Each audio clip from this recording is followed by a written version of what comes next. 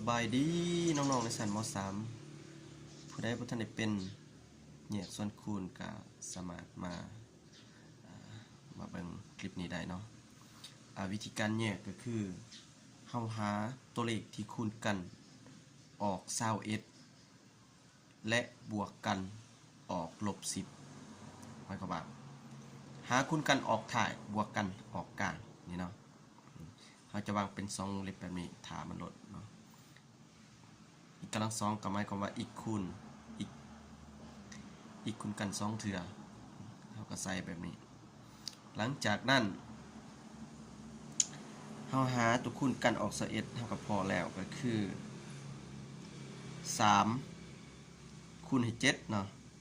3คูณให้7ถ้าว่าเราติดค่าบวกนี่เนาะมันก็ได้อยู่3คูณ7ก็ออก21แต่ว่าบังเอิญเวลาเราเอามาบวกกันเนี่ยมันบ่ออก-10นี่เนาะมันจะออกเป็นบวก10เพราะฉะนั้นเราสิจะได้ต่อก็แสดงว่าเลขเก่านั่นแหละแต่ว่าเราก็ต้องติดค่าลบให้มันทั้ง2ตัวเลข2จำนวนเนาะคือ-3กับ-7นั่นเอง-3คูณให้-7มันจะออกบวก21ตัวนี้แล้วเวลาเราเอามาบวกมันจะออกกับ-10ตัวนี้แสดงว่าเราหาเลขพอแล้วอันนี้สอนแบบกระทัดรัดโดยที่จริงแล้วมันก็มีการหามันคักแน่หาจำนวนที่ว่าเฮาสิคูณกันนะมันหลายจำนวนอยู่แต่ว่าอันนี้เฮาจับมาใส่เลยว่าซั่นซะ